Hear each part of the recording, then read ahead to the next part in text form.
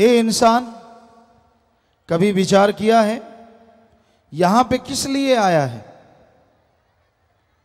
और आखिर जाना कहां है, किस लिए आया है।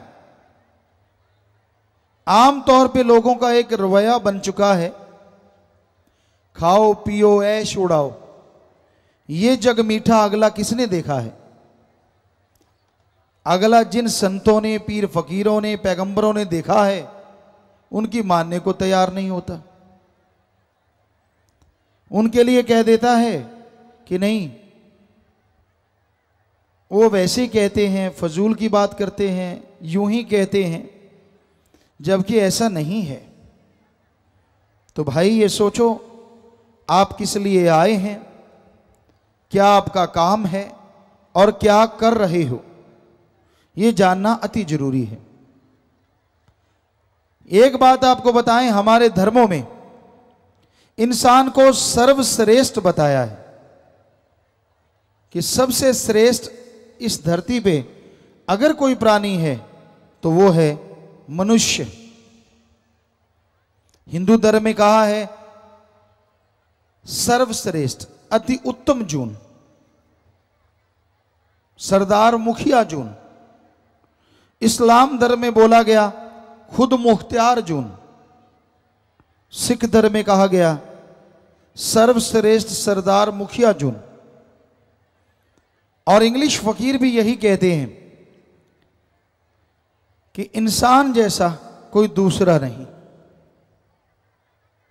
पर सोचने वाली बात है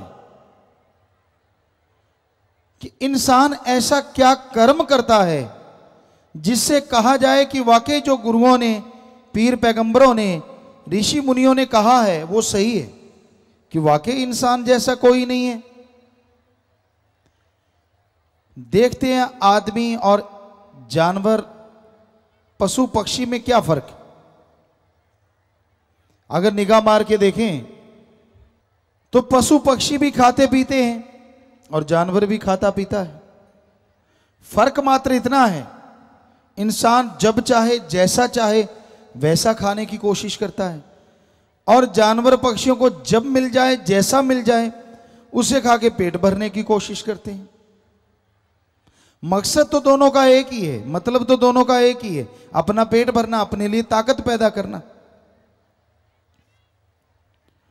तो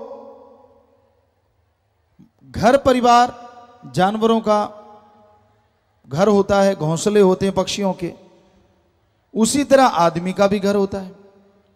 बाल बच्चे आदमी के, जानवर पक्षियों के भी होते हैं। फर्क क्या है? जीते जी जानवरों की मलमूत्र काम में आती है और मरने के बाद हड्डियां, चमड़ा सब काम आ जाता है।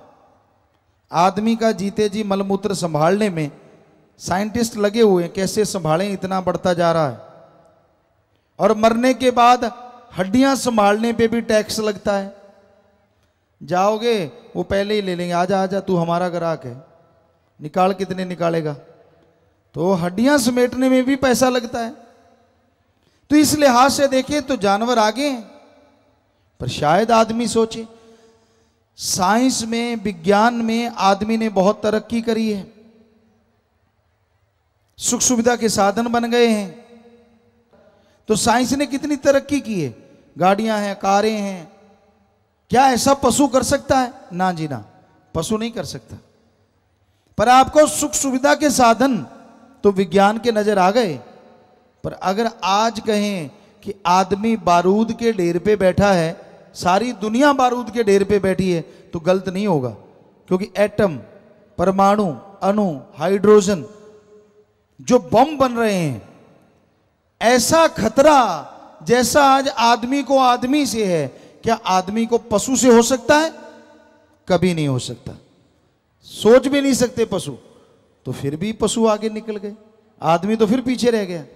देश और दुनिया की तमाम बड़ी खबरों से जुड़े रहने के लिए लाइक करें, सब्सक्राइब करें यूट्यूब पर सच को हिंदी चैनल और बेल आइकन दबाकर पाएं लेटेस्ट अपडेट सबसे पहले।